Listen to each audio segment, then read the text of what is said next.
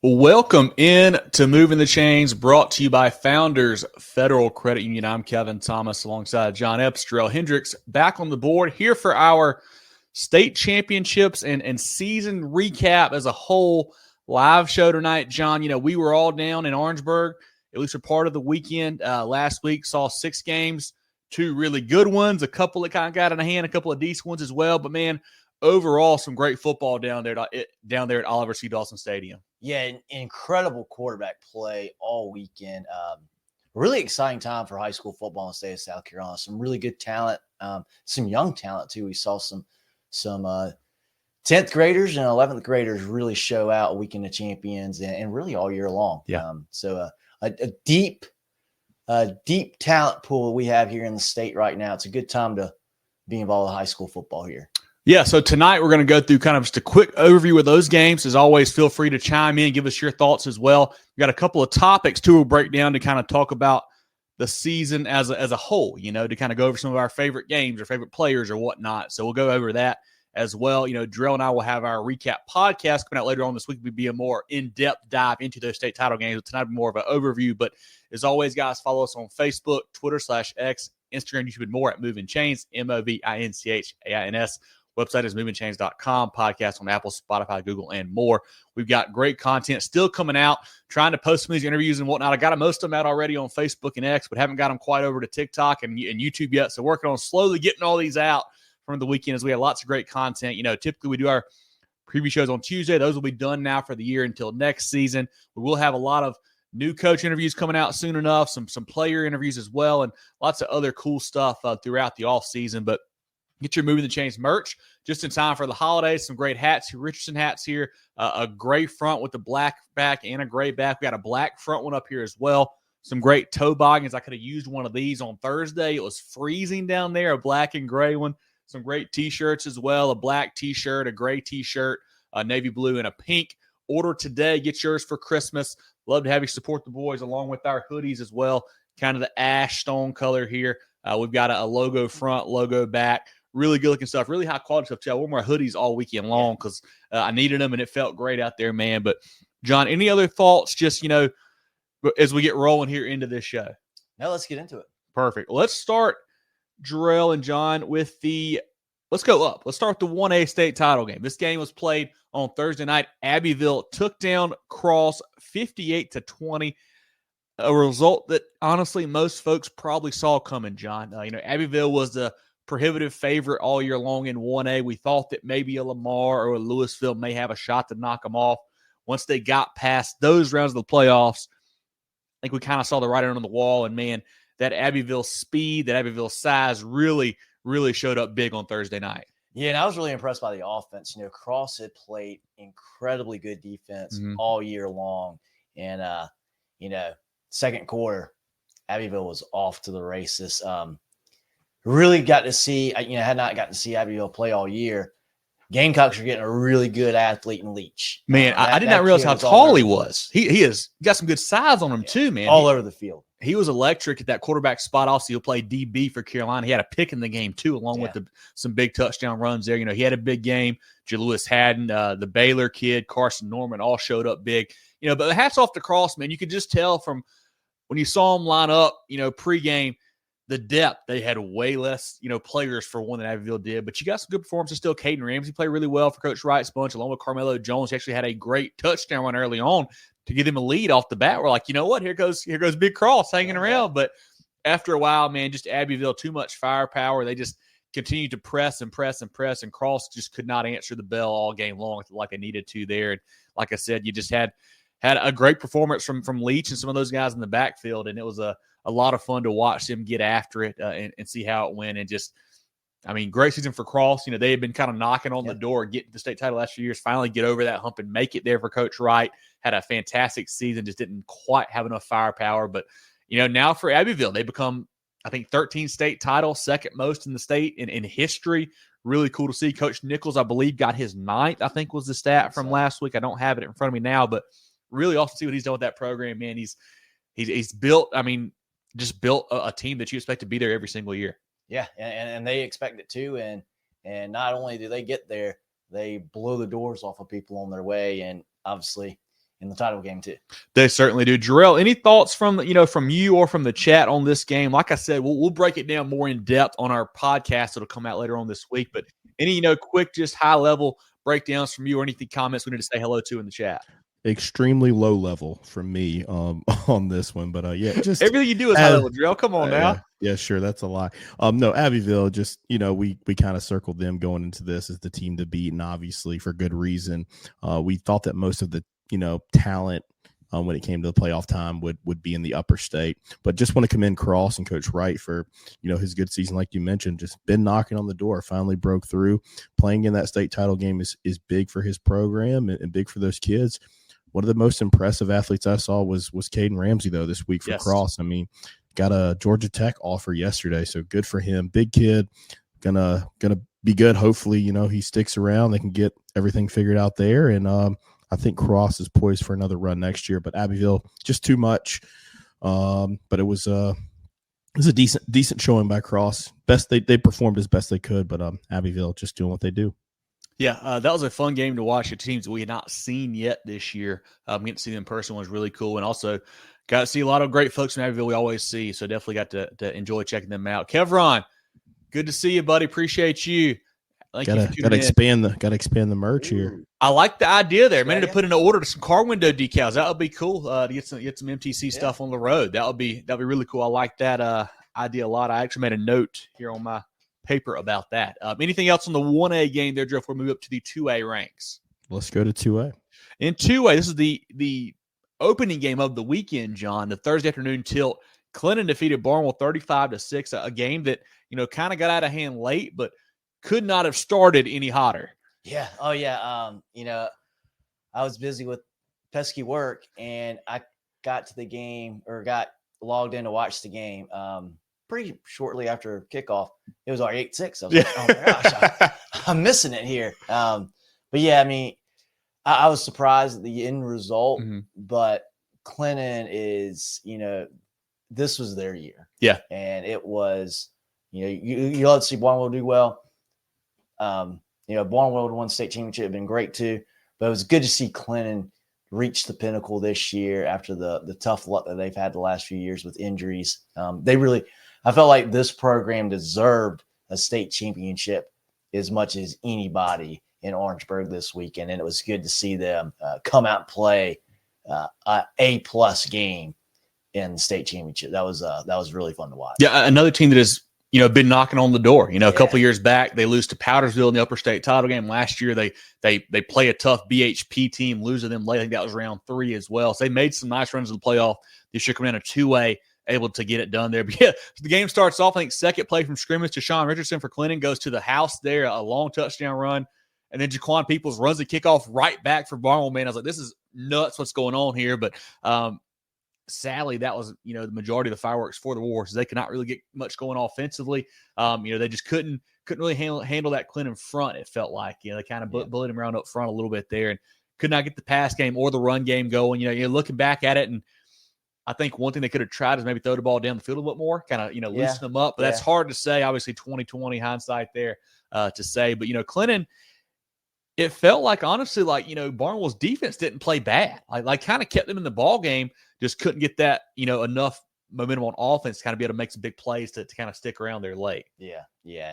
And, Clinton just doesn't have weaknesses. Yeah. And they've been doing it all year long. I felt really good about their chances when they blew up on Batesburg-Leesville in the second half of that game. They beat Batesburg-Leesville. They treated them like nobody had all year long. That was really impressive. Just a good, again, you have to be a well-rounded team to win state championship. And Clinton is exactly that, a very dangerous offense and really stingy defense. And it was good to see him put it all together really all year long. Yeah. And, hats off to them for the season too, for the scheduling, because they had a very, very tough schedule.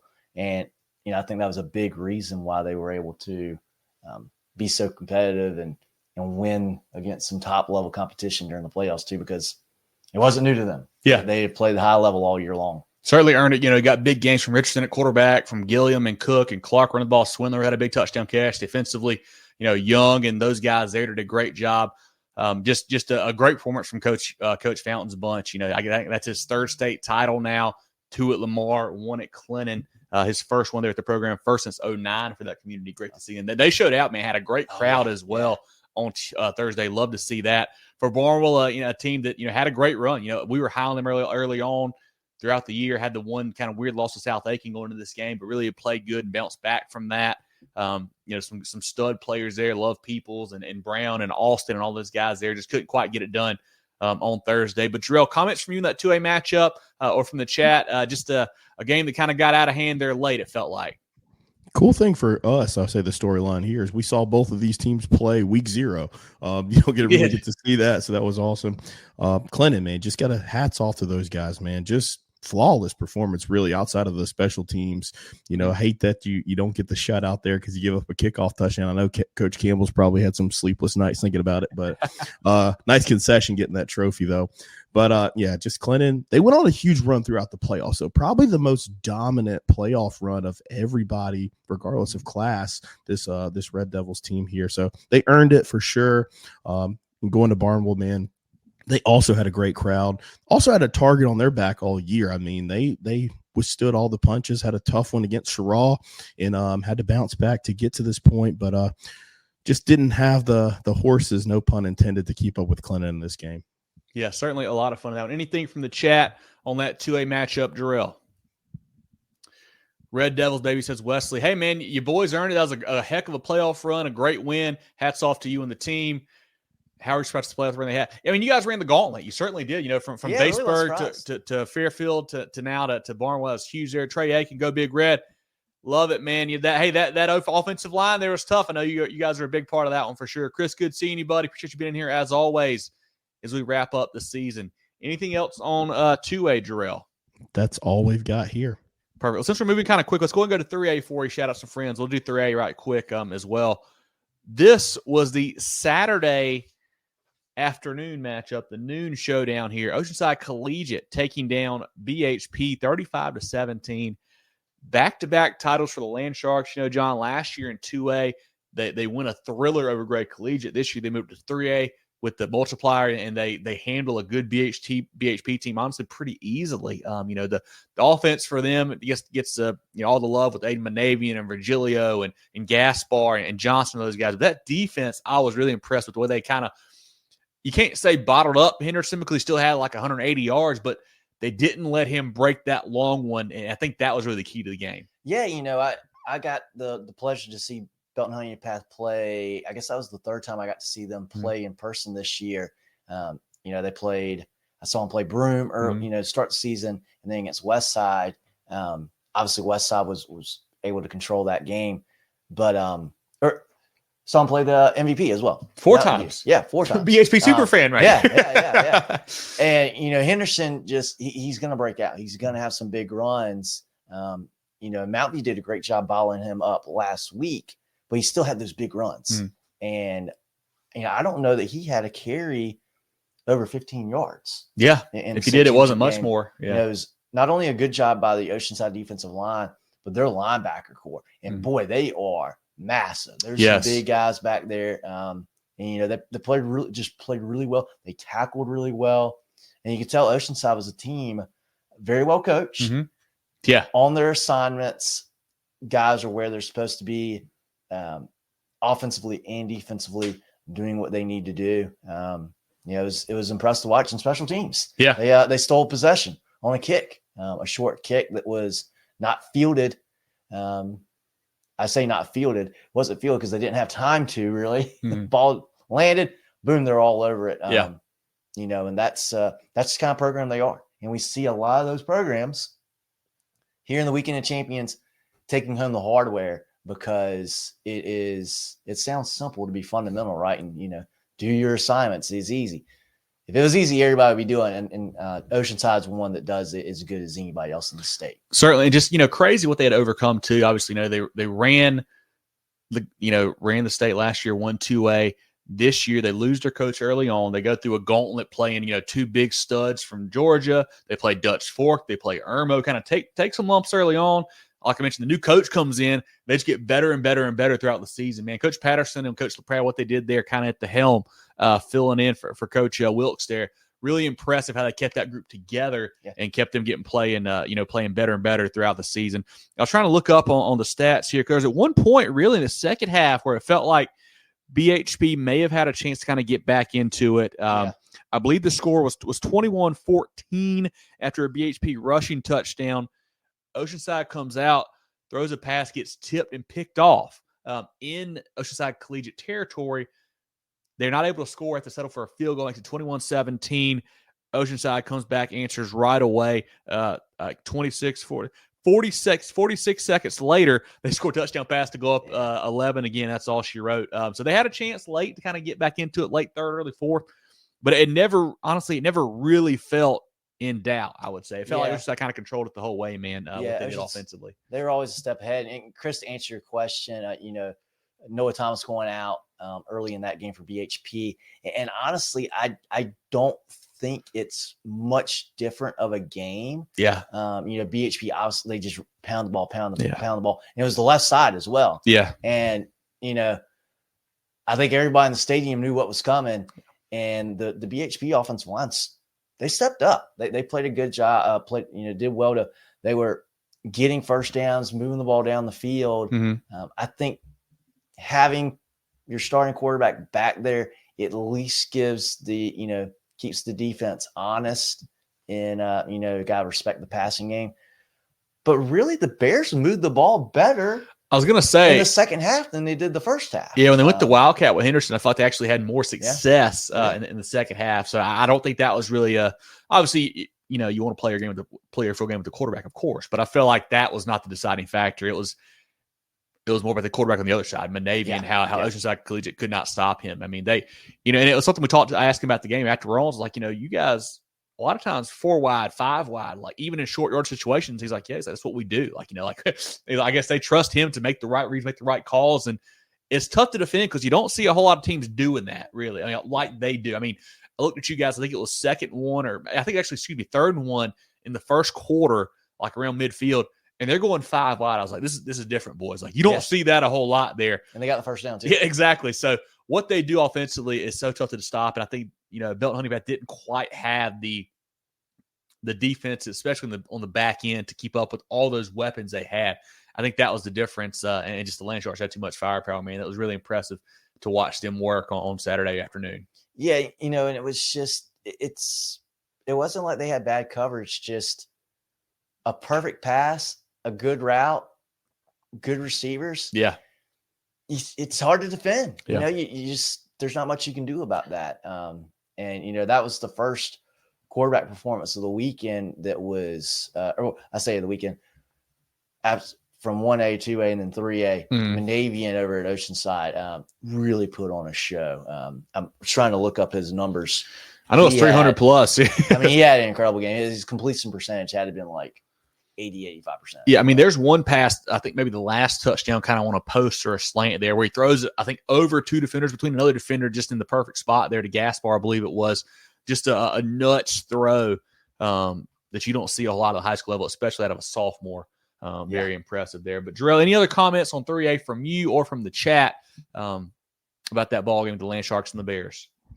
You guys got it covered for the most part, and I agree, with your question from Chris. I don't really think it makes much of a difference. It was more about what the Oceanside offense could do, because at the end of the day, you're going to try to get the ball in the three's hands. I think it maybe a game plan thing that kind of throws you off for a little bit.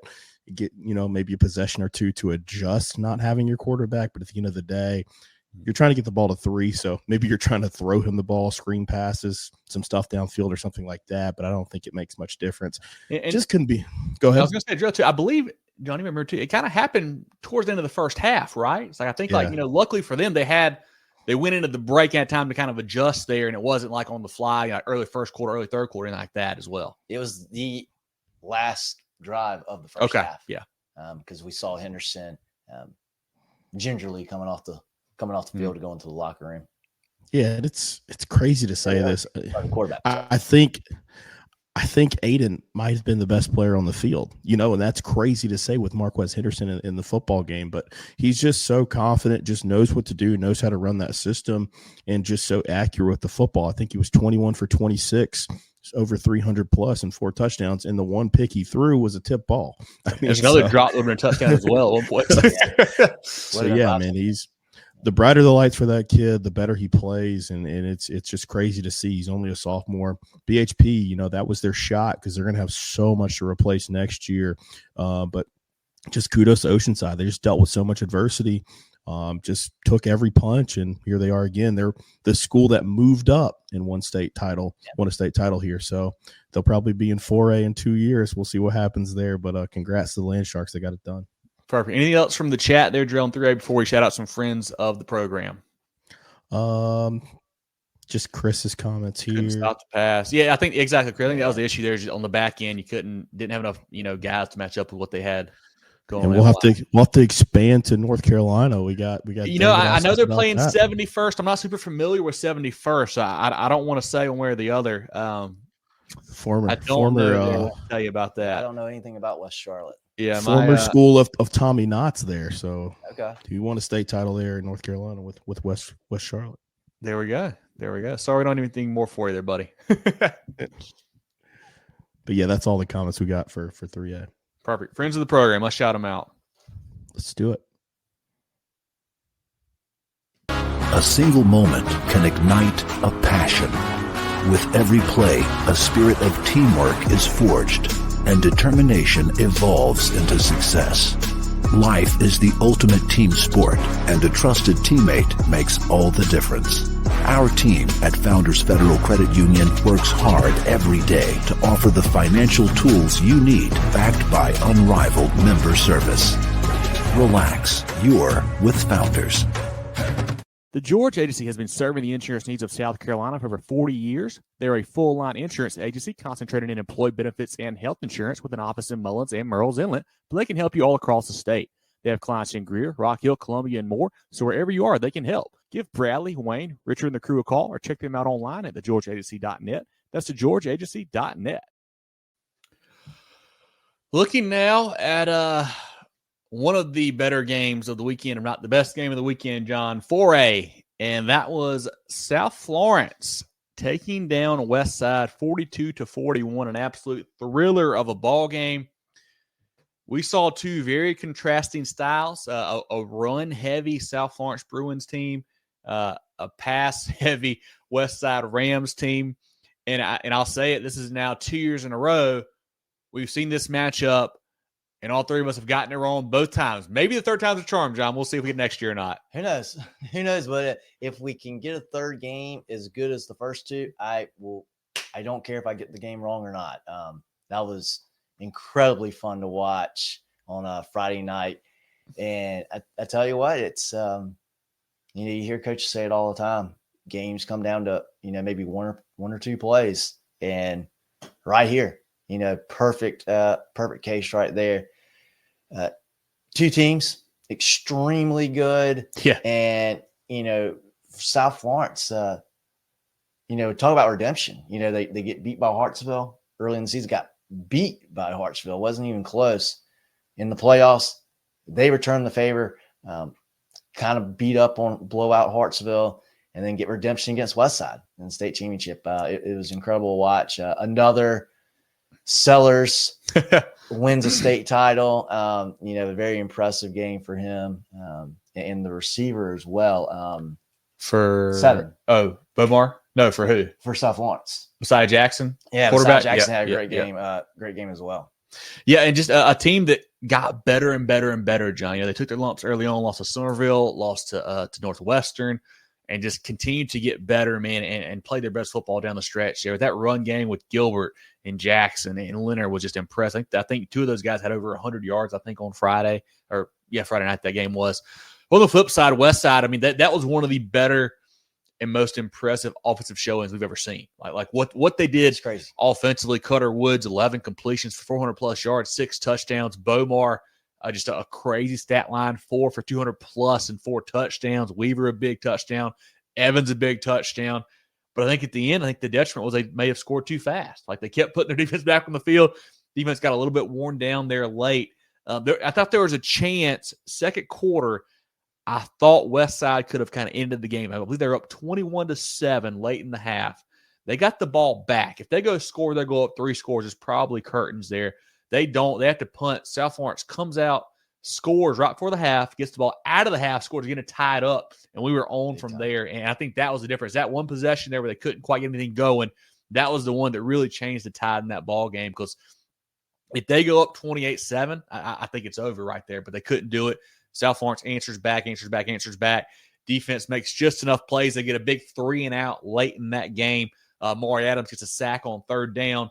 They take their first lead. They drive down to take the lead to score. I mean, Westside gets the ball and scores like what, 1 play later? Just nuts on a touchdown pass to Bomar. They go for 2 with just over 2 minutes left. Run the Philly special. Pass falls incomplete. Ball gets tipped. A play we talked about for years. Like, do you like it? Do you not like it? Was it the right play call? Was it not the right play call? What do you do there? I mean, that's a play that is going to be talked about. I mean, honestly, I said, for years to come. Oh yeah, for sure. And it's crazy that the game is decided that way. But hats off to the South Florence defender too, to get a hand on that football, because if he does not do that, we may be talking about a Westside state championship winning 43-42 with, again, one of the craziest calls, or not craziest, but wildest, deciding factors of a game. And I want to just share a couple numbers here. I talked about quarterback play. Mm-hmm. We all know Cutter Woods as good as he is. 11 completions Friday night, 421 yards, 6 touchdowns. Now, Messiah Jackson on the other side, he was 9 for 11. Yeah. Threw 3 touchdowns himself, 147 yards, added 45 on the ground. 2 more touchdowns. 2 more scores. So just incredible play from those 2 guys. And that's what you got to have. You got to have those kind of performances from your best players to win state championships. And, it was fun to see those teams duel it out. But, obviously South Florence making more of their hay on the ground with that 3-headed rushing attack. Just an awesome game. That's part of the reason why we do this. Yeah. Why we enjoy going to these games. And, I was just confident about Westside winning this game as almost any of the games this weekend. And, just show, sports it's just great. You never know what's going to happen. Yeah. And even after not getting the 2-point conversion, they did get the ball back. Yeah. They didn't get the 2-point didn't get the onside kick.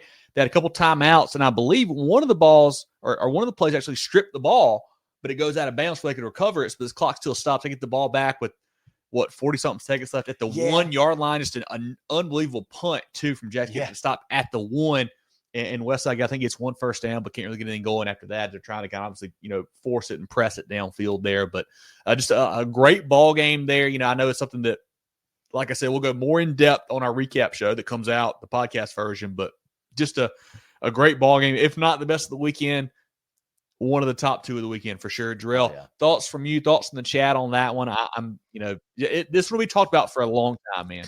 Yeah, just a 12-round heavyweight fight here between, 2 great teams, 2 great coaches as well. Just got to give a shout out to Coach Marlowe here before I go into it, man. We last saw him, last year, talking to his underclassmen on that sideline, making them watch the trophy presentation, soak it in. He got criticism for it, kind of went viral too, on social media. And how much did that benefit and pay off, in the offseason program throughout the season, that lesson that those kids learned who won this state title game, on Friday night. Just a hell of a game. I don't know, man. The stat that just I can't get over is how efficient that Westside offense was. They had the ball for 9 minutes and 15 seconds in this game and scored 41 points. Yeah. That is unreal stuff. Ran the ball 9 times. I want to say 5 of those were Cutter Wood scrambles. Yeah. I mean, just absolutely insane. But South Florence just stuck to their plan, made enough stops on defense. I think they made 3 stops, a critical one to end the game, and just was able to take care of business. Sign me up for round 3 next year. Let's go ahead and just run this back. What's crazy? We talked about the run game for South Florence. A big key, though, was Jaden Sellers catching the ball. He caught 3 touchdowns. I know one was on a 4th down. Yes. Just him getting those Wheel big route. plays there in the pass game. That was really the difference maker. Yeah. Westside could not stop that wheel route. I mean, they Yeah. had one called back. I think it was fourth down. It was Did fourth down. fourth and 15, pushed them back, and they ran the same play and scored on it still. I mean, it was unbelievable stuff. Certainly was. Any comments from the chat there, Jerel, on that 4A game? Chris says Westside scores at the end and he gets going for 2. Why not put it in Cutter's hands? Yeah, and that's kind of one of the questions there, Chris. Like, if you go for 2, don't go for 2, whatever. But yeah, you're right. Cutter hadn't been stopped all game. Hard to not give him the football there. But yeah, a lot of folks saying they would have kicked it as well. So I can see both sides of it. Chris says 21-7 drop TD. And I think I remember that now. Yes, they were up 2 scores and they dropped one on that drive that would have been another touchdown. End up having to punt, and that's kind of the game changer there, Chris. Couldn't get a stop on 4th down. Yeah, I mean, you had chances. For sure to do that. Jerel just mentioned the Jaden Sellers touchdown on 4th down. If you hold them there, that's another 7 off the board for sure. One play makes a difference. Yeah, man, it was huge. And again, I want to say, man, I know Coach Lane's getting killed for that, not going for the 1. I have no problem with that. I love being aggressive in those situations, especially with your offense, the way that it clicked all night. I just don't like the play call. That's the only problem I have with it. Like Chris mentioned, let Cutter, if you're going to do it, put the ball in 12's hands and let him figure it out. Yeah, for sure. Well, any other thoughts on the 4A game from the chat, Jerel? Nothing else from the chat, guys. Let's look now at the other great game of the weekend, the 5A Division II matchup, the nightcap on Saturday. Northwestern defeating Irmo 34-31. Last second 27-yard field goal from Matthew Fish. John, we said it a lot on the preview show. We've said it all year long, really. When it comes down to these big games, you got to have your stars make plays. And boy, for both sides, they do it. We saw A.J. Brand, Donovan Murph have huge games for Irmo. Then for Northwestern, Finley Polk goes off. Cameron Vance has a huge game. Just unreal to watch from the playmaking that we saw on Saturday night. Yeah, and this is another game where the quarterback play was absolutely incredible. Mm-hmm. Finley Polk, this guy, he went 33 for 39, 428 yards, 4 touchdowns, no picks. A.J. Brand on the other end, he added 4 touchdowns himself, 2 on the ground, 2 through the air. Just incredible performances for both quarterbacks. And, really, I feel like the difference in this game was the first drive of the game. Yeah. Irmo gets the football, and I don't know. I don't even know they got in a first down yet. Maybe the second play, I believe. Second play, maybe. Brand rolls out to the right, and a defender just makes a great swipe, swats the ball out of Rand's hands. Northwestern gets on it. They score, and they stole that possession, and that's what made the difference. And really, for Irmo, it's kind of bad luck too, because the way the timing of the game went, Northwestern had the ball last. Had Irmo been in that situation, tied or even down 3 and gotten a chance to get the ball with a little bit of time, I think they could have gone down the field and done the exact same thing, either kick the field goal, tie the game, or score a touchdown to win. It was truly one of those games where last team that has the ball probably going to win the game. And it was funny. We talked about how, this should be a high scoring game, should be a lot of offense. And, first half, pretty low scoring. Like, oh, buddy. there's some penalties on both sides. Some, a little bit of sloppy play here and there. But that fourth quarter, both sides certainly, both offenses turned up the intensity and really performed to the billing. And just an awesome game. Well coached on both sides. And it was hard to see. It was great to see Northwestern win. I felt like it was their time last year. They got knocked out early on. I guess it was Upper State semifinals. They got knocked out. But, a little bit of a revenge tour for the Trojans. But then, for me, I want to see Irmo do really well too. Have not won a state championships. I think 80, I believe it was. Yeah. First time they've been since I want to say 2003, the Trey Rogers year, George Rogers' son. I was at that game. They played Rock Hill. Could not get it done against Rock Hill. But, you like to see Irmo do well. And awesome crowd. Northwestern side really packed out their side. It was a good, intense game. It was fair. It was clean. Just hats off on both sides all the way around. Really, really fun game to watch. Yeah, definitely had some penalties early on, but that kind of got taken care of second half. And I think the key play in this one, John, I think was Irmo has a 7-point lead. They finally get a lead there. I believe it was fourth quarter. Northwestern's driving in. They have a 4th and 15 around the 23 or so yard line. They go for it. Finley Polk somehow fits one in on a post route between 3 defenders. Man, just a great pass. Could not have thrown any better. Couldn't have better coverage either. Fits it in there. They go down inside the 5 or so. They score on a touchdown pass to Cam Vance a play or two later there to tie it up. Huge there. They get another stop. They go down and score, take the lead. Irmo comes back. You get a big run from Brand, I think maybe on 4th down, or if not, it was on 3rd down to get them down in that situation. They throw a one-on-one deep ball to Donovan Murphy, who catches his second touchdown of the game with 1:43 left. And talking to Coach, Walter after the game, he said they left too much time. He's like, we felt confident, like we knew we had timeouts. It was a great performance there from them. Just nice passes to Vance or Nichols or whoever on that last drive to get down there. And then I was a little surprised, honestly, that they kind of settled for the field goal. I thought they might try to throw it in the end zone a couple times. They didn't. They ran the clock down, had faith in Matthew Fish, and he drills it, man. It would have been good from 45, it felt like there. Awesome to see a kid come through in a big moment like that. A lot of times kickers get overlooked, and he was a huge part of winning that ball game on Saturday. And there were a couple timeouts too. I mean, that's right. He was iced over there, and I ran behind the field goal post to fill it, and I'm standing there during the timeouts going, and I was probably at maybe 10 feet behind the field goal post. So I'm thinking, man, I'm going to be holding my phone up filming this. What am I going to do when the ball's coming right at me? And I do try to duck out of the way. Do I put the phone down, try to catch it? And I mean, that ball was 30 feet over my head. He bombed it. Yeah, heck of a kid. It was a no doubter for sure. And one thing I want to shout out to, I think it's overlooked a lot of times in high school football, the field goal blocking unit for Northwestern. Like a lot of times we see when these games come down to big kicks like this, they get blocked or they get pressure on them because it's not really the best operation. A lot of times the snapper, the holder, somebody misses the block, whatever. Northwestern, man, when the Irmos are given all they got to come block that kick, that was a heck of a job to let Fish have time to get it off there and drill it. So really a great ball game. You have two programs that are heading in the right direction. When Coach Walford took over, Northwestern was just having some down times. They really were. He's done a great job building them back up. They've been really strong the last couple of years to get that state title this year.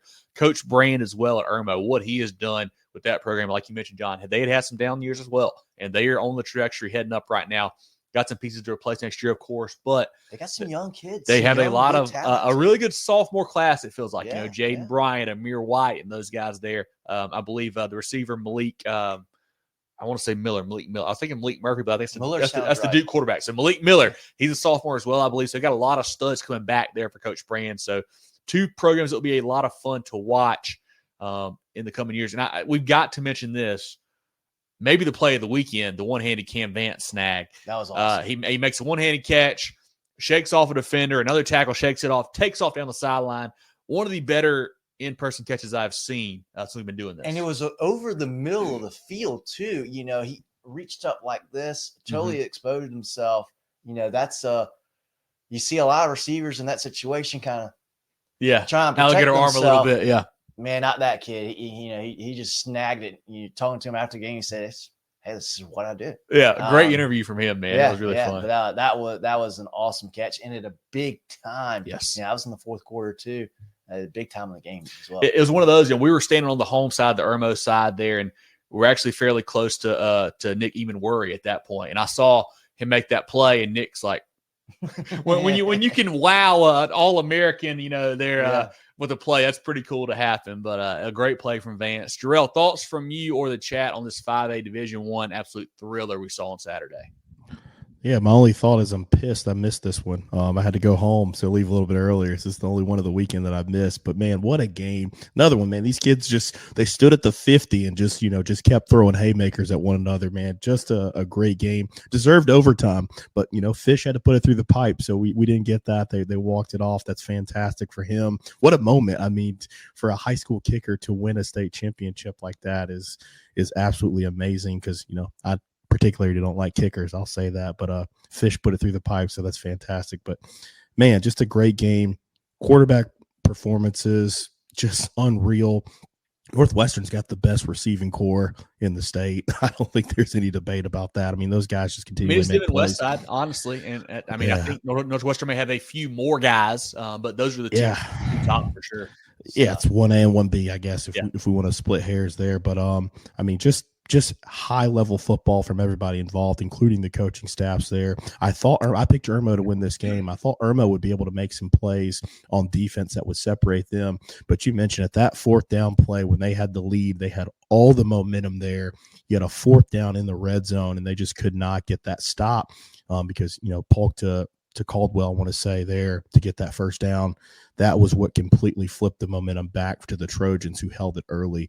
And it was kind of curtains from there. They were kind of destined to win, but just a heck of a game from both of these guys. And I just hate that I missed it. I was watching on the phone as much as I could, and then I listened to the radio broadcast.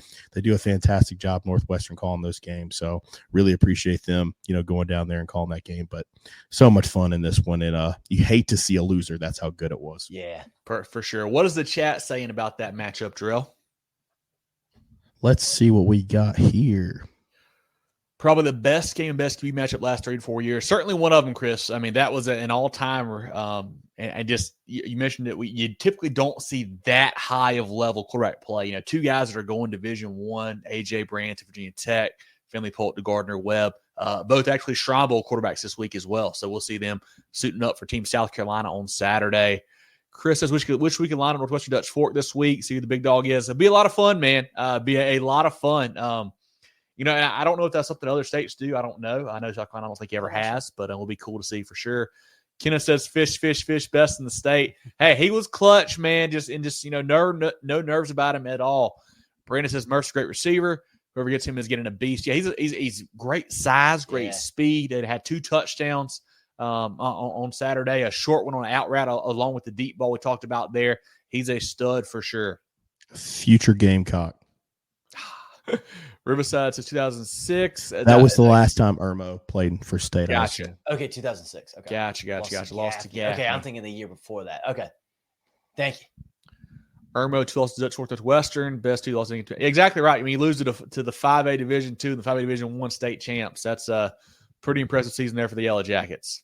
I do want to pop in real quick. I know there was mention, Coach Knott said that Irmo might be the new Football City USA. I think Rock Hill had to submit their status and bring that trophy back. There's got to be some more NFL players. And we're going to need to see some lasting effects, too. We're going to need to see these boys be good for more than 1 year, 2 years in a row, keep stacking on top of it. So we'll see about that. I mean, both those areas are putting out some big-time talent, big-time teams right now, that's for sure. Oh, yeah. Let's go to the last one, guys. The 5A Division I matchup, the big boys, John, this is the Friday early slate game.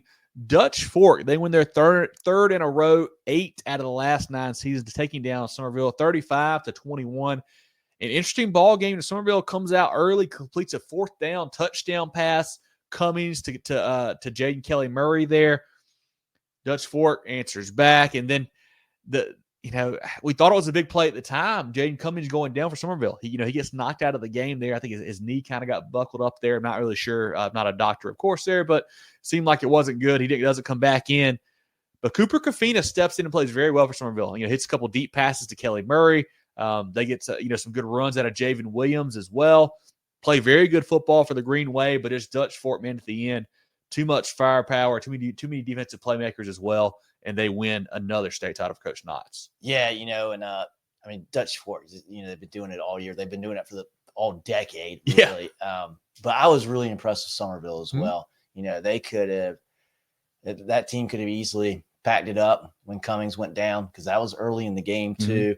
And gosh, stepping in that situation for that young man, the backup quarterback, that was a really, really good performance against – the best defense in the state by far. Oh, yeah. He stood in there and, he played exceptionally well. His players around him, Murray Boyle, Jaden Kelly Murray, outside. Yep. Murray. I'm thinking about the Carolina basketball game. Murray Boyles, he stepped up. He played a really good game as well. He did his part for sure.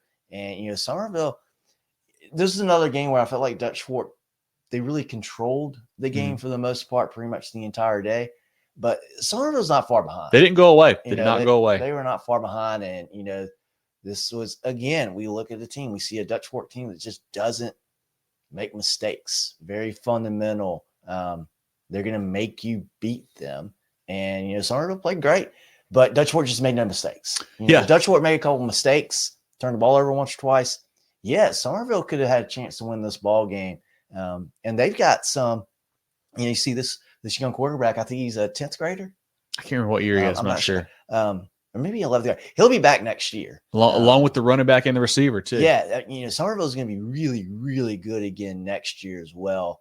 Things are bright for the Green Wave, and it's good to see Summerville back playing Weekend of Champions again. Good to see Summerville playing well. It was a good game. I was very impressed with Summerville.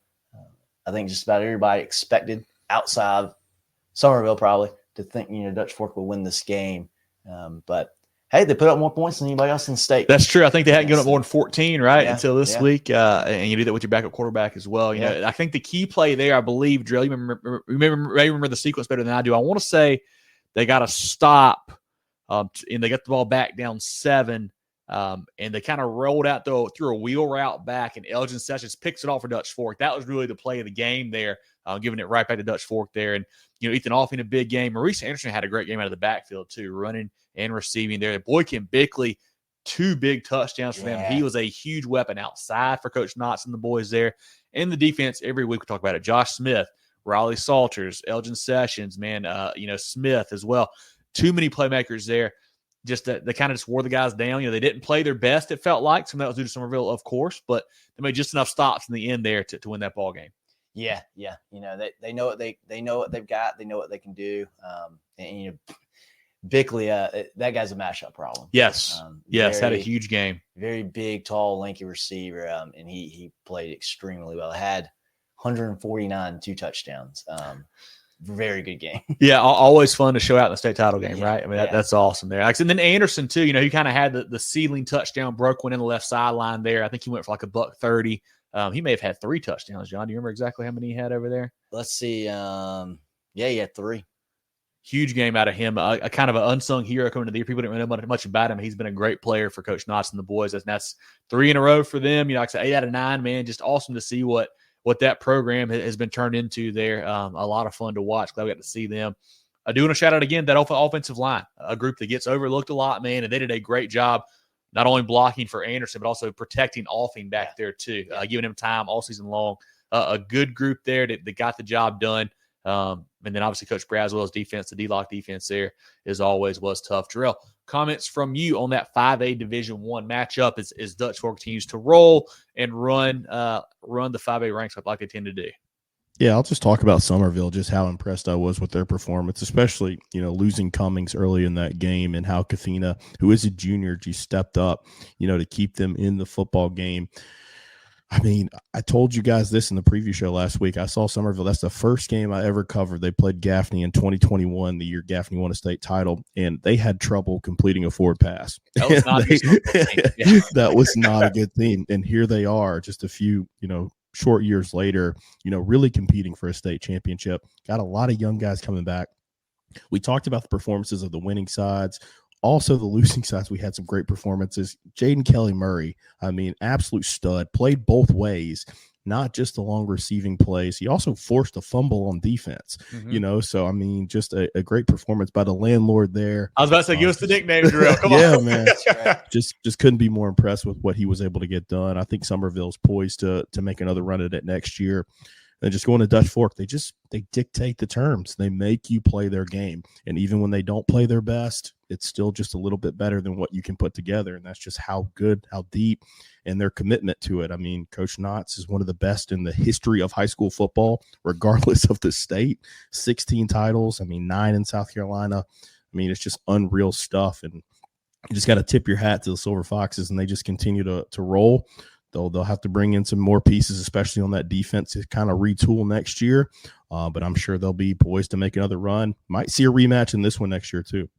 Certainly could. Let's give some shout-outs from the chat. Let's get a couple comments real quick, and then we'll do that. Perfect. Put them in here.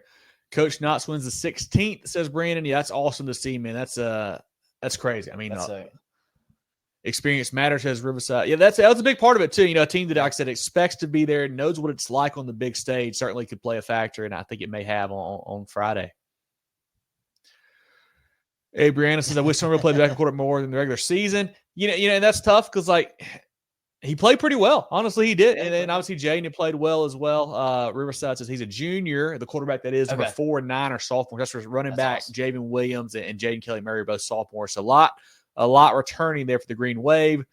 Jeffrey said did better than he thought they would. Backup played very well. Same. He certainly did. I mean, he made the throws he had to make. You know, like I said, the one pick there was really the kind of the key play in the matchup, but he played very well. Whoever gets Bickley gets a player. Exactly right. He's got great size, great speed. He's a big-time player out wide. Zach says he's finally here. The boys brought home the championship. First time in 15 years. Don't think we won't be back because what we're losing, we got a lot of kids from JV team coming up next year that will be studs next few years to come. That's it. Yeah, that's how you know you become a big-time program, John, when you start just reloading. You know, you don't have down years. You get better and better and better. Zach says, shout out to Coach Campbell and the defense shutting down Barnwell offense. They gave up no points. No points at all. I mean, just the 6 on that kickoff return, really impressive what they did on that side of the football. Those are the comments that we have so far. Perfect. Let's shout out friends of the program before we get into some overall season recap topics we've got written down here to close out the show. Preferred Home Services. How can we make you smile today? Preferred Home Services. For electrical or plumbing, cooling too. Go, go, go, Preferred. With 3 convenient locations in Spartanburg, Duncan, and Greenville, Carolina Orthopedic and Neurosurgical Associates, CONA, offers the most advanced training and experience in orthopedic surgery, neurosurgery, sports medicine, and pain management in the upstate. Go to CONA.care to learn more. Looking for top-notch sports gear and uniforms? Look no further than First Team Sports. With 30 years of serving the Carolinas, First Team Sports is your local full-service dealer. From youth teams to colleges, we've got you covered with team uniforms, staff apparel, Letterman jackets, sports equipment, and facility branding. Visit our local store in Greenville or firstteamsc.com. Make First Team your first choice. Okay, so we've got some overall season thoughts. DJ says, no, y'all jinx is picking Westside. Hey, we were picking Westside all year long. I know Jerel and John didn't one time. Yeah, there are a couple times I did. But I think outside of that, we've been high on the Rams, man. That was a tough one for sure on Friday night, but a great ball game. Hopefully we get round 3 next year. It'll be a lot of fun. Oh, yeah. A lot of fun to see, as I'm sure both teams will retool there. But, yeah, we've got some topics. Hold on. I don't think you can blame us. They had a fan in the stands yelling at all the South Florence players going to the halftime. Maybe that's who jinxed y'all. I don't think Fired them up. Can't be doing that. I think that's called a freezing cold take, right? That's right. Yeah, we've got some overall season topics here. We got some suggestions from the crowd and whatnot. But let's start with this one, John and Jerel. Best games we saw this year. Now, I've got a handful written down. Obviously, the 2 state title games are right there, man. You know, Westside, South Florence, Northwestern, Irmo are 2 of the better ones. But what are some other games that, you know, Jerel, you or John, or either one of you guys enjoyed checking out this year that we got to see in person? I really had a great time with the Loras-Dillon game. That was the first time I'd been to Loras. It was an awesome atmosphere, and it was kind of a statement game for Loras, right? Yeah. You know, to really solidify themselves as being, hey, we're going to be something to contend with this year. It was a good game. You know, Loras ended up winning that game, of course, but it was fun, a lot of excitement, and you know, electric atmosphere too. Yeah. Yeah, I don't want to steal your thunder, Kev. I know you got the whole season written down. I'm going to go week 0, Woodruff at Clinton. Started off the season. That was fantastic. Had that one check. Put Woodruff on the map. And then also going to Kevin's alma mater, down to PD, down to the lawn to see Bethesda and PD play. That was a lot of fun down there. I really enjoyed it. My first SCHSFB football game. So that was in week 9, I want to say. Yep, I had that one too. A couple of ones I had outside of those we mentioned. Gaffney JL, man, we saw back in week 1. Overtime game was a lot of fun there with the Indians winning that one. Jerel, one that we saw on a Thursday, TL Hanna at Wren, a game that came down to a fumble on the 1-yard line as Wren's going to tie it up. Great game there. And then the following night, Gaffney at Bowling Springs, another overtime matchup that the Indians pulled off a victory for with Jamarcus Smith having a big performance there. I've got Woodruff MVP, the game we saw at Newberry College back in week 8, a back-and-forth ball game there. Then the last one I have, too, that we haven't mentioned, Dylan Newberry, round 2 of the playoffs, man. An absolute Yeah, that was a shootout fun there. one, yeah. Great ball game with Jamarion Fling going off along with Caldwell for Newberry. A fantastic matchup between those two. Brandon, we were at that week 0 game. That was a great one. And Daniel Capehart stepping in. Big game for him. Big time game for him. Yep. Yeah, Dutch Fork Irmo, that was a great one too. We were at that ball game as well. A great one there. 13,000 in attendance. I don't know if it was that many. I don't know how to judge there, but it was a packed house. That's for sure, man. That was a lot of fun to see that one. That was great. But if you guys are ready, we will move on to our next topic I've got here. Drew, any more things from you on the best games we saw? No, you had everything that I had written down, so we're good. Perfect. The next one, a bit of a tough one here. And it was tough for me to find some of these, but biggest upsets of the season. I don't know if you have on top of your head. I've got a list that I typed down from looking back through some stuff, but if you guys don't have any, I'll go through these right quick. Anything from you or John, Jerel? I had week 3, Greer knocking off Burns. It was like the first that was one time of in 24 years or something like that. That was the big one I had. Dreer, it was week 6, two in week 6. Loris and Dillon, I feel like that was a huge one. Hadn't beat them in like 50 years. And then Dreer knocking off R&E. That was huge. I know Will Wilson, that was around when he was out. So, but still, it was a big time win for Dreer there. Yeah, a few more I've got. Back in week 2, we had 2 in week 2 actually. Central taking down Lamar. That was kind of when we figured out that Central is actually not bad. Yeah. Like that kind of put them on the map there. And then another one too that, looking back, it probably wasn't an upset, but at the time it was. And that was Batesburg-Leesville beating Abbeville. I just don't think anybody picked Abbeville to lose a football game like that. So that was one that I had there.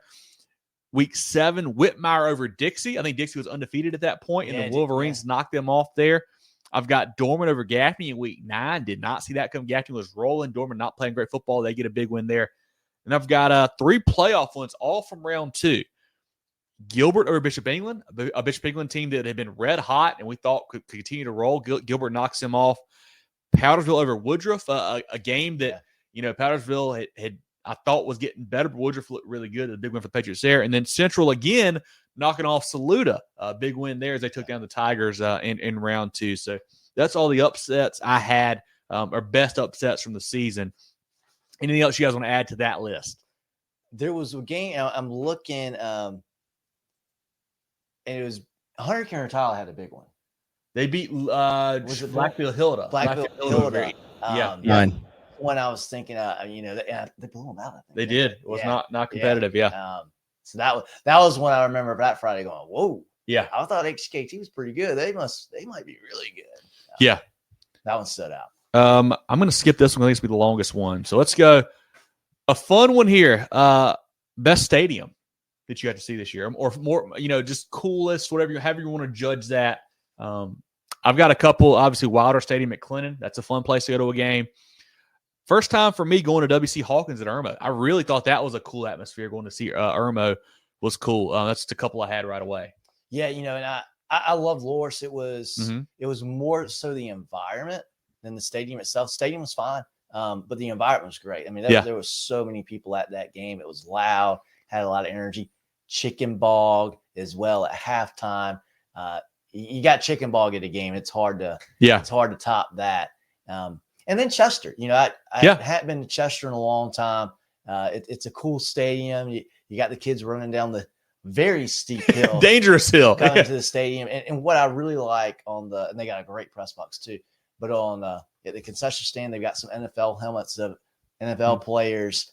And then on the side of the press box, which I think every high school should do this, they've got everybody from every year that went to a North-South game or a Shrine Bowl. Yeah. So that was really cool going through, seeing the history. And Chester's got there's some really good talent that has come through that Chester program.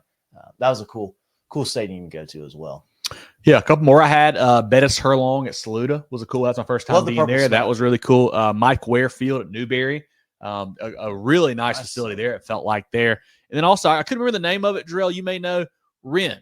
I don't know what their stadium's called, but I thought I don't either. Cool. You saw, kind of the old, I think the visitor side now used to be the home side. There's a huge hurricane, like the logo, painted on it. Really cool set up there, I felt like, too, for the Hurricanes. Yeah, I had Wilder as well. I don't think we'll ever be invited back there. Clinton has lost the games that we have been to the we'll just show up in some incognito mode. The glasses and mustache. I also had WC Hawkins. That was my first time going to Irmo. That was a lot of fun. Blackville Hilda, that was a cool environment. They packed that place out.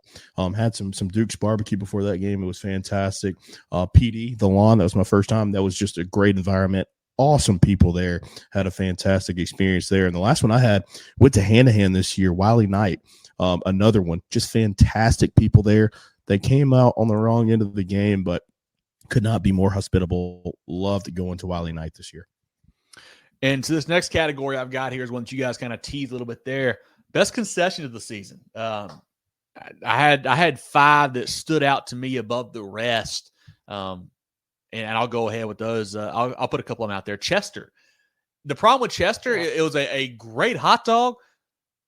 The process took a while to get through the process. Put it that way.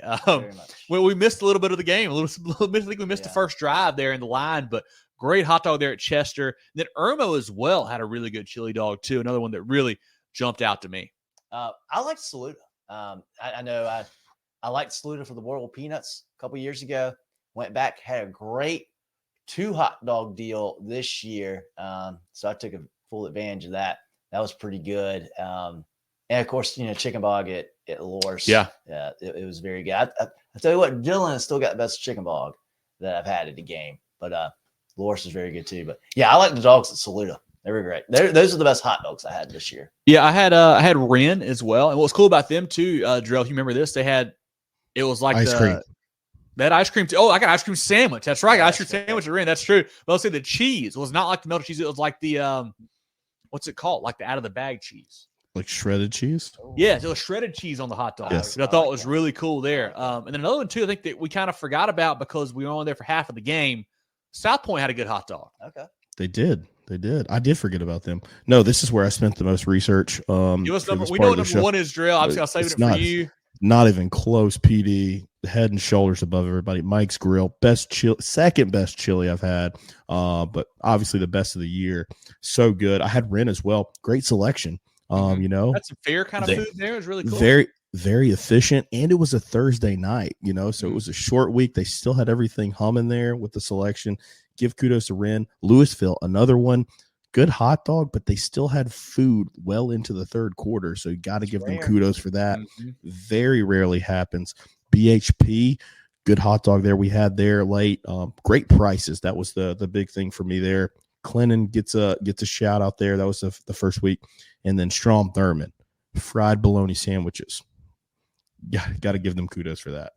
Yeah, that was an interesting one there too. That was a day where we made a mistake too, try to get some food beforehand, and the place was closed. So glad they had some food at the Rebels game there at the Peach Fields for sure, man. That was a good setup there. So this next one here, kind of an odd one where actually there should only be one answer, but I wrote down 3 answers because you guys know me. I like to shout at everybody. It feels like, but favorite region of the state to follow, not region 1, 2, but just like area, I guess, as a whole, whether it's the Midlands or the Upstate or the CSRA or the Low Country. Or what jumped out to you? So I've got 3, and I'm probably going to pick the one that you guys don't pick and just go that way. I really like the whole PD area. It was good to see Lakeview. They had a really good season this year. Lamar did really well. And then that one region with Dillon, Marlboro County. I think Loris is considered PD too. I would say. Well, it's on the edge. It's on the edge. Yeah, they're on the edge. I know Lamar's kind of on the edge too. But they're in the regions. Hartsville, Darlington, those are PD area. Yeah. I would say, along with Mullins, big season for the Yawks. Yeah. They had a great showing this year too. So really good competitive football. Some high profile programs like Lakeview and Lamar playing well. Some good battles within a region that 3A region, the PD.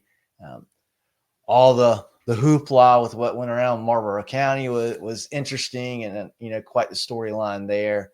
Hartsville, one of the most exciting teams in the state to watch this year. I really enjoyed the PD region, and hey, throw in Jerel. Jerel had a good year. Yeah, that's true. Year. Great call there. They did well too. Really, really good. Good year for the PD. Yeah, Jerel, who did you like? What area of the state this year were you really enjoying?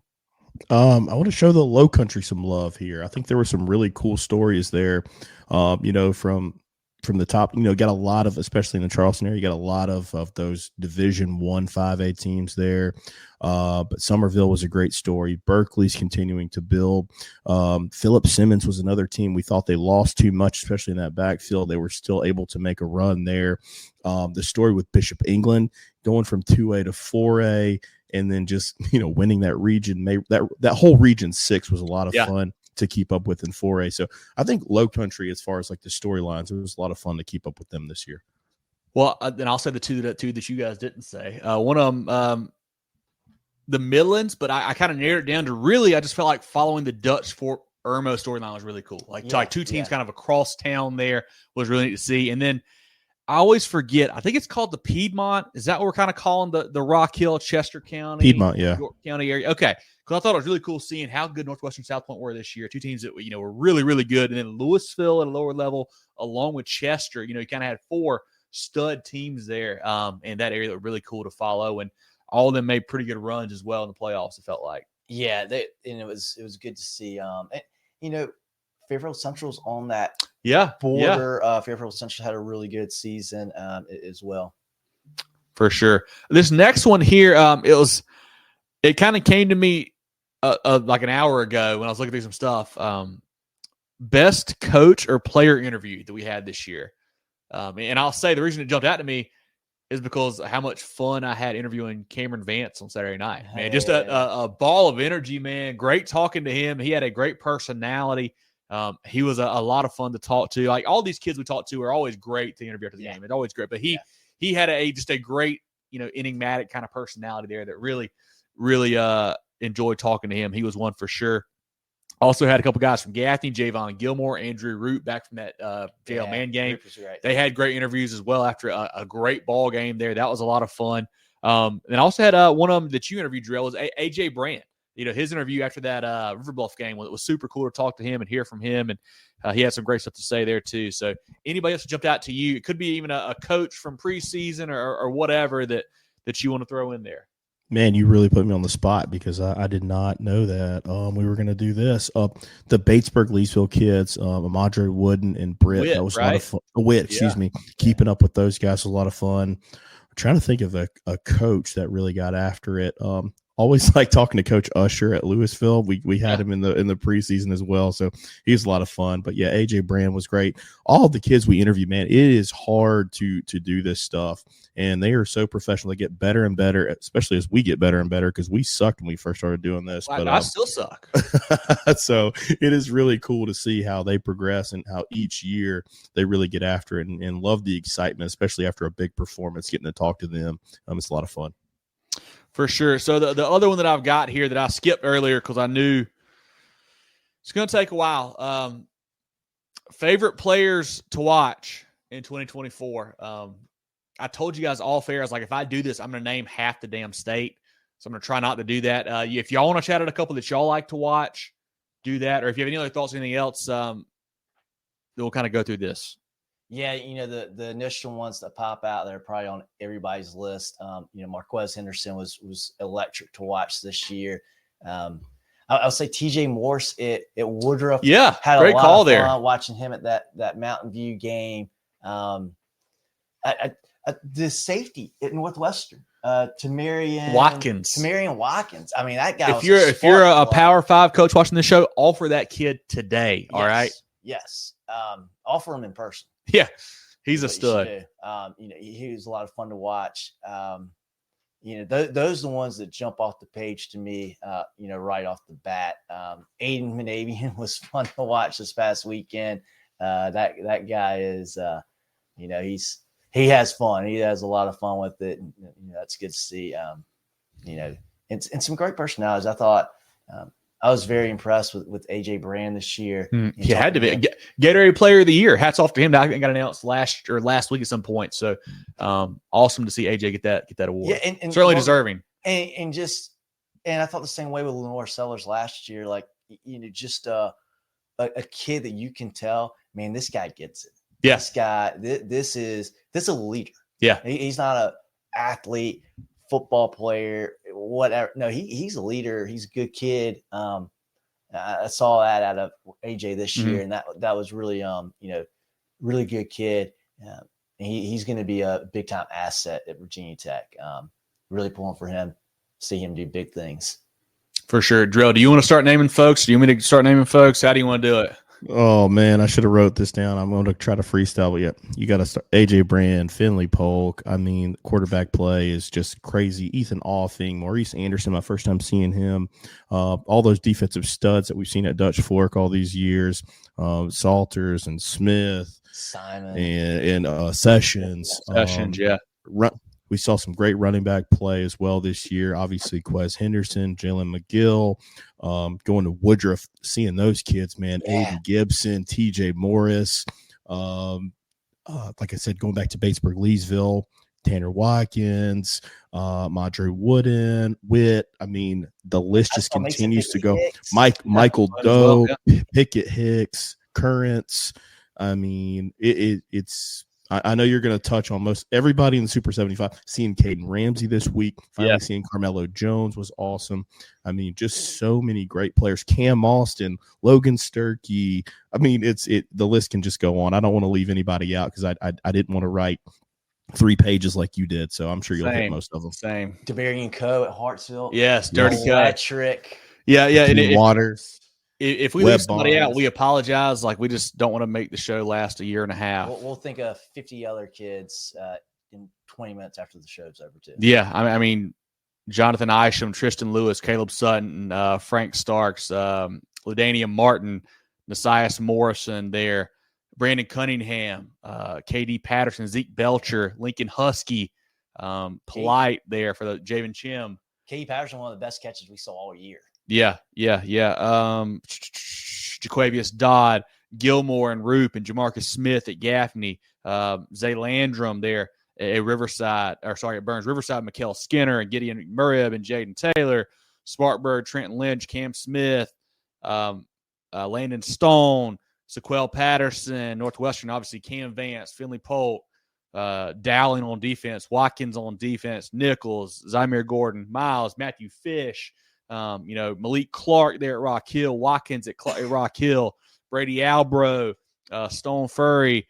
You mentioned the Dutch Fork guys already. Irmo, you mentioned, Brand, of course, and then Jaden Bryant and Donovan Murph, River Bluff, Stephen Collier, Aaron Griffin, Landon Sharp. Of course, I'd give him a shout out at White Knoll there, the Geronimo's as well. Blythewood, Sterling Sanders, Lugoff Elgin, the lineman, Christian Smith there, Ridgeview, Trey Howard, Jordan Gidron, all those guys, Christian Jackson, Sumter with Peoples and Richardson, and I can't remember the other running back, Fortune there, West Florence with those boys there for Coach Jerel, what he's doing with that program. Sorry, I got a text message over there.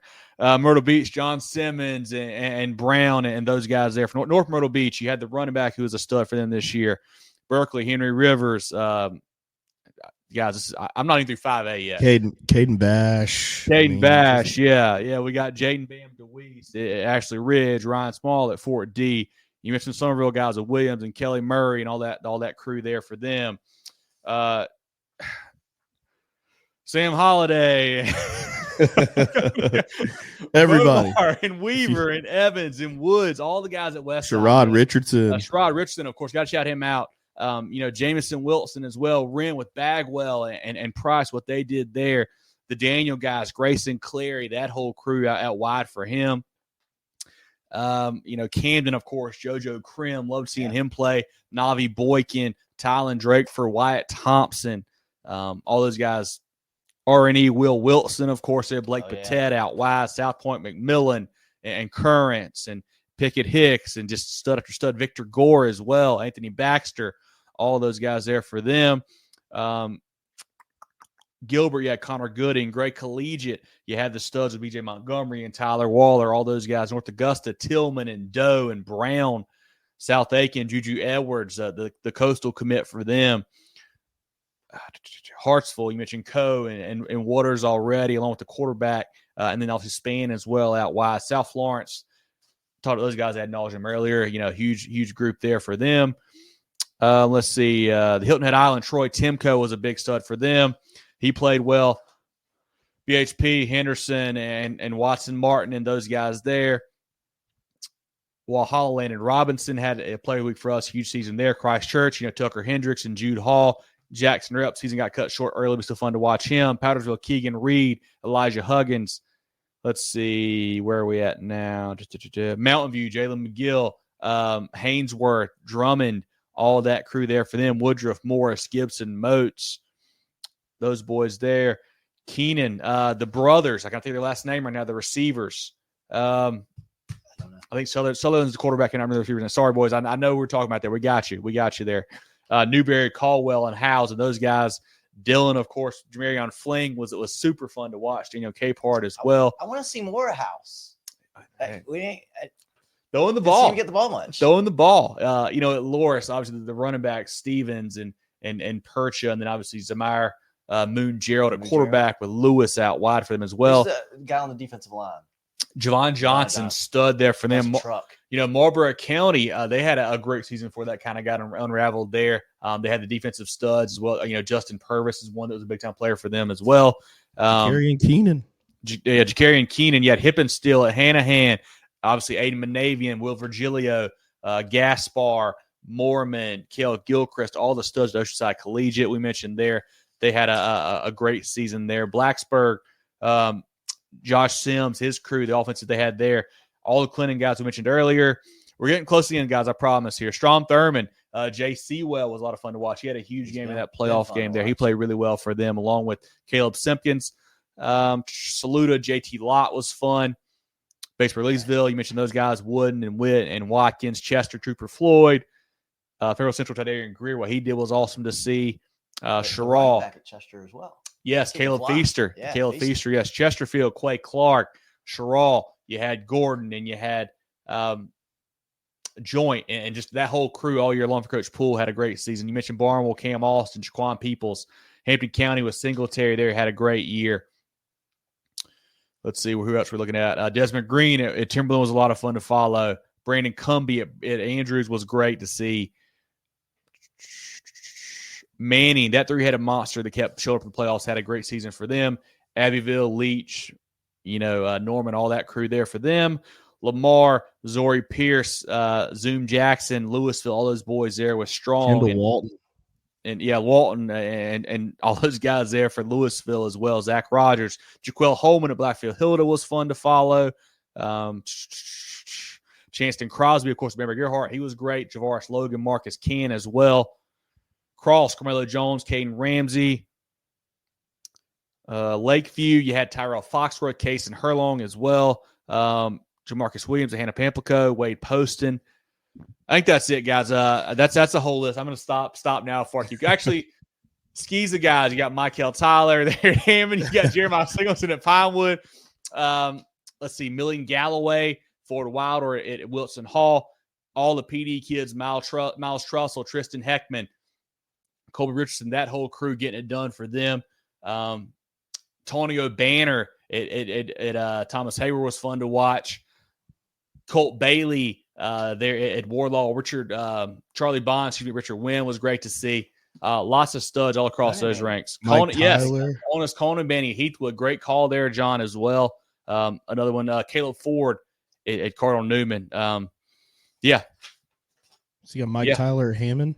Yep, Mike Tyler. Okay, I'm going to stop with that. If we think anybody else missed somebody, I apologize. I want to shout out to everybody. I'm so sorry if I missed you. We enjoy watching all you guys play. I promise we did. Last thing I did have, biggest surprise teams this year. My biggest surprise was Greenwood. I was was really good one. impressed with Greenwood stepping up to 5A this year. Another really good program. They've been okay at the 4A level last few years. They played great this year at the 5A level. I got the first round bye in the playoffs. They were really good, and they were really good from start to finish. Very competitive week in, week out. It was good to see Greenwood, making that jump from 4A to 5A. That's tough. Yeah, that's a tough jump, and they performed extremely well. I was impressed with Greenwood. Yeah, a couple of guys I've got Loris on the list. I was high on Loris all year long, but I feel like they still kind of surprised folks. Like they had a great season there for the Lions. Fairfield Central, a team that we did not see having that kind of run they did all the way to the Upper State Final, had a great year there for Coach Davis. Central, with Coach Easton coming in year one, taking them to the playoffs, I think third round of the playoffs as well. Great year for them. Batesburg Leesville, a team that made a deep run, really impressive with them. Bishop England, maybe the story of the year, won 8 games, moving up to 4A. Great season for Coach Hall and the boys. Orangeburg Wilkinson had a nice run for Coach Carter. I think they won 7 or 8 games there. Keenan had a really good year. Keenan's a big one there, along with HKT. They had the big one about the hill. They were big. And then Mullins, the Auctioneers, they go winless last year. I think they started all 6-0 this year and up winning 7 games. Awesome to see there for Coach Lowry. Anybody you want to add to that list there, Jerel? Do we say Batesburg? We did. We did. Okay. Yeah. Just trying to go through my head spinning right now. So, Batesburg's a good. Woodruff, this year. That's a good one, too. By request. Crescent with their playoff run, Crescent. Yes. Brandon, by shout request, out to you for that one. Crescent going to 3rd round. Great call there, Brandon. From our buddy Zach said, who do we pick preseason? So we didn't pick a title winner. We picked a title matchup. In 1A, John and I had Abbeville Bamberg. Jerel had Abbeville and Bamberg or Cross, so he was kind of right there. Wow. 2A, I had Clinton Barnwell. John had Chester Hampton County. Jerel had Chester Barnwell. 3A, we all had BHP Oceanside, so we all hit that one right. 4A, we all had Westside South Florence, so all hit that one right. 5A, we didn't know the breakdown of Division 1 and Division 2, so we didn't really give picks there. We just named off a bunch of favorites, so we didn't really pick in the 5A there. But also, Zach is requesting way too early 2025 predictions, guys. Who wants to go first? Let's see. I don't want to go. I can't go by classes. I just don't know enough of who's coming back and who's graduating. But what I do know, from what I am aware of, Woodruff is going to be really good again next year. Yep. They are going to be a problem for a lot of people. And there's one other school I feel like is really young that's going to be up there as well. Maybe Newberry. Newberry's got some good pieces back. They got some good pieces back. Kids. Yeah. It'll come to me. Yeah. 1A is hard not to look at what Abbeville. I mean, they've got to be the favorite, you would think, probably. 2A is interesting too, because Clinton loses a lot of pieces. They got some big boys back, but still a bit of some turnover there in 2A. I think Jerel is a favorite in 2A as well. They've got a lot of guys coming back from that team this year. Batesburg Leesville as well. They'll have Wooden back in the backfield. They'll be a loaded bunch in 2A. 3A, I think Dillon's a team to look at. They got a young quarterback stepping in who they think is going to be the truth. You have a lot of weapons. You have a lot of weapons back in MVP, like Jerel said, Jalen McGill running the rock with Woodruff. 3A is going to be a lot of fun next year. That'll be a great class to follow. Oceanside, of course, with the studs. They got the quarterback, Aiden Monavian's back. They'll be awesome to watch. 4A, it's hard not to look at what Westside South Florence have done and say they're going to be there again. I mean, just, they have become known commodities now. Yeah. And just rolling the last couple of years for sure in 4A. And then 5A, Northwestern has a lot back, replaced the quarterback. Figure that out. We'll see. And then, obviously, Dutch Fork in 5A is hard not to pick those guys in Summerville as well. Like you said, Irmo as well. Yep.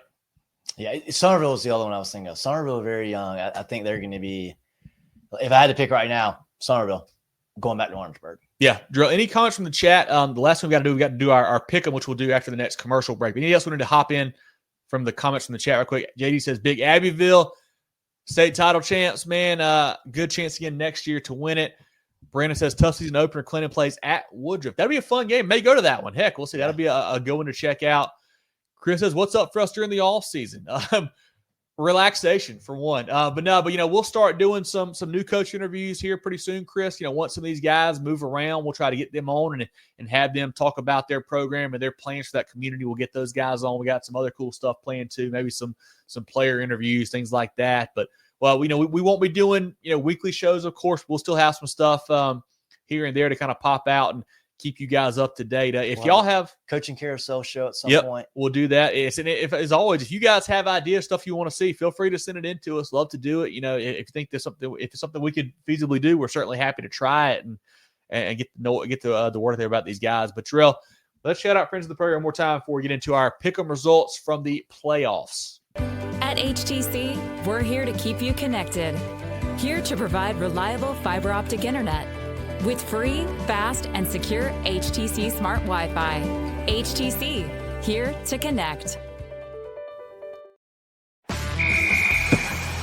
Facing unexpected expenses and need a quick play? A personal loan from Founders Federal Credit Union can help you cover costs and get back in the game. With competitive rates and flexible terms, a personal loan from Founders is the winning play. Whether it's for a big purchase or an emergency, we've got you covered. Visit foundersfcu.com/personal to get started. Terms and conditions apply. Membership qualification required.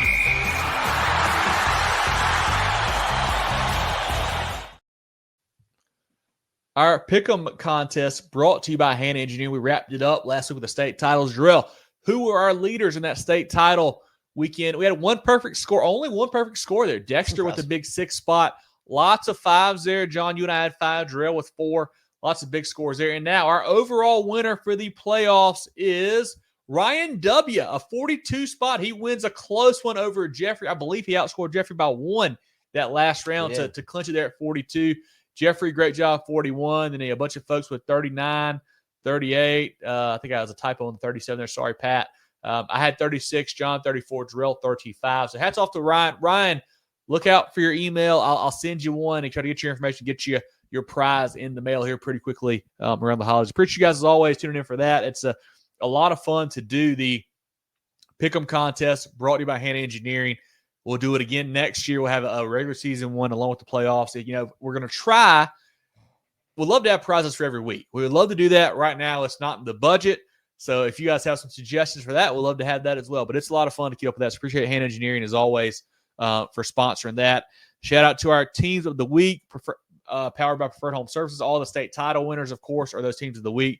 We'll have our playoff performers brought to you by the Georgia. See, those will drop on Wednesday. We'll put out all those great performances from this weekend, winners and losers who had great showings. But I guess the other thing, too, Jerel, I forgot, is our polls, our final polls of the year. Let's start with the 1A and 2A polls. Nope, I will do 5A, whatever. All right, 1A and 2A. No surprise, the state title winners are number 1 there. Abbeville goes down to Louisville. We got back-to-back upper state in 1A there. And then 2A, fairly similar. Not much to say about that, really. I think it kind of shook out kind of how we thought it would be, John. Yeah. In the 3A and 4A ranks, once again, state title winners are the champs there. A little bit of a surprise maybe in 3A. Wasn't really sure what to do with Dillon. I felt like they play Oceanside better than anybody. I was like, do you put them at 2? I don't know. But they finished in that 5 spot for us. 4A, South Florence rolls there and gets that champion, or gets that number 1 spot, of course, in 4A. And then 5A, Division 1 and Division 2. The state champs, Northwestern and Dutch Fork, will be in those 1 spots there once Jerel flips over to that screen. There we go. White Knoll, their big playoff run earns them a number 3 spot there. Gaffney 4, Greenwood 5. In Division 1, not a big surprise there, really. River Bluff, a team that you feel like had some tough luck. Their only losses all year were to Dutch Fork twice and Irmo. So tough to get some better losses than that for sure. I guess, Irmo and River Bluff probably had the best losses of the year. The teams those guys lost to. But those are our final polls. We'll put those out probably tomorrow to get those posted. But John, Jerel, any more thoughts on this 2024 season as we kind of wrap up the show in the season here? Yeah, it's tough knowing that it's December 17th and we're going to have to wait 9 more months before we get to do this again. Just a really fun season. And I feel like the talent level and the depth of the talent level across the state was incredible this year. And I think it's going to continue for the next couple of years. There's a ton of, you talk about sophomores and juniors that are very, very talented that we're going to see playing next couple of years too. It's really, really fun time. Can't wait to get to August. Jerel, thoughts from you on 2024? This might be the most fun season that I've had since we've been doing this, man. I just had a blast. I really enjoyed them splitting up 5A, so we got another state championship game and just more football to talk about in general. Just want to talk about how great this state is, how much resolve was shown. We had that natural disaster come through right in the middle of the season, and no one really budged. I mean, these communities rallied around one another, and we were able to just, still get high-quality football, even though we went through some tough times, especially in the upper part of the state and that CSRA region. So kudos to everybody who was able to make it through that. Hopefully no one was affected too bad. But just a really, really fun season, man. I enjoyed watching these players play. Some great teams, like John mentioned, man, the talent this year was through the roof, and we saw it showcased, all throughout the playoffs, really, but especially in Orangeburg. And then finally, my campaign for the year, I'm going to ask everybody, write your state rep, write your state senator. We have got to get our state championship game back at Williams-Brice in Columbia. I feel like that's going to be all 2025 for me. So throughout the offseason, I'm going to work my hardest to get it done. I ask you to do the same thing. We got to get this thing back in Willie B. I think some coaches would agree with you as well. Yeah, that would be great to see for sure. And like I said, we're going to have our full recap show coming out later on this week on the podcast platforms. And I had a list of folks that we got to see in Orangeburg. I was going to read off. I was like, it's going to take a while, so I just did the podcast there. Because I felt like every game, John and Jerel, people were coming up to us, yelling at us. Like, it was really cool to meet a lot of new faces, man. That was awesome to get to talk to you folks down there and getting to kind of help grow this community, man. Because it's been really cool to see who all we've gotten to meet throughout the state doing this show. But as always, follow us on Facebook, Twitter/X, Instagram, YouTube, and more at Movin Chains, website movingchains.com, podcast on Apple, Spotify, Google, and more. We'll be back next year doing our Tuesday night preview shows.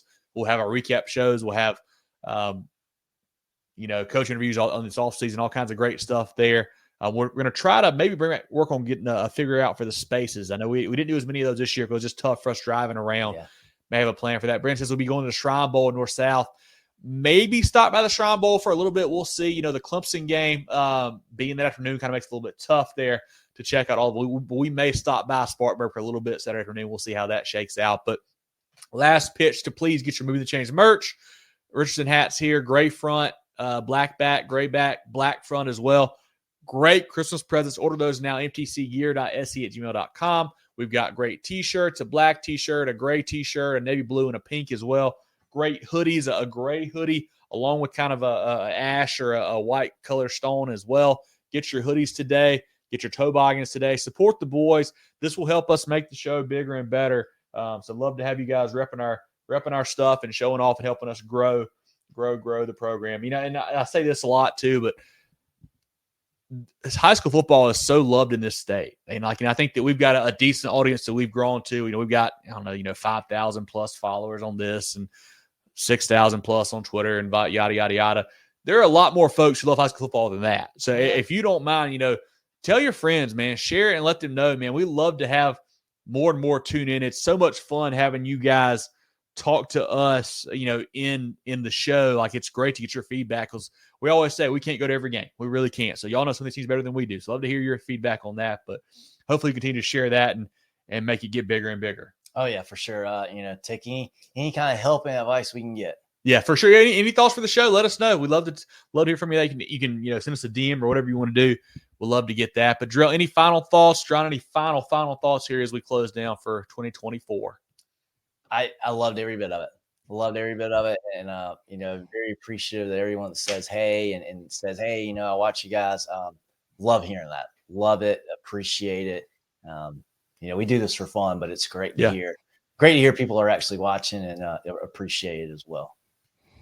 I just want to thank, all of the players because they make this all possible. All of the coaches, the administrators that allowed us to get to these games, everybody who credentialed us as media, all of the people who cover high school football in their particular region of this state. Want to thank them. We've been able to develop relationships with them as well.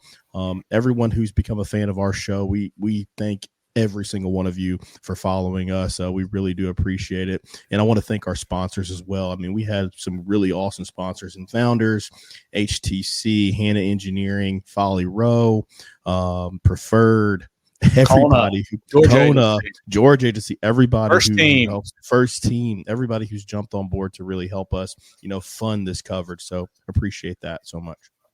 Certainly great point to appreciate them and appreciate you guys. I said it on our, John and I filmed a little video as we were leaving Orangeburg Saturday night, man. It really does mean a lot what you guys have helped us grow this into. It's been something that we were doing, on a couch, on an iPad, how many years ago now. We're a little bit more legitimate of a setup, not a whole lot more, but it looks cooler, right? And it's been really cool to see how much this has grown. So I appreciate you guys helping us do that. It's been really cool. But we're always brought to you by Founders Federal Credit Union. Has been the Movin The Chains state championship and season recap show. For Jerel, Hendricks, and John Epps, I'm Kevin Thomas, and we'll see you guys soon. Get ready for the ultimate South Carolina high school football experience with Movin The Chains. From previews to recaps, we've got you covered. Dive into our expert preview shows, predicting winners and sharing insights. Then join us post-game for the thrilling recaps, exclusive interviews, and highlights you won't find anywhere else. Plus, connect with fellow fans on our Friday night spaces on Twitter/X. No one covers South Carolina high school football like us. Join us at Movin Chains on all social media platforms and visit movinchains.com today.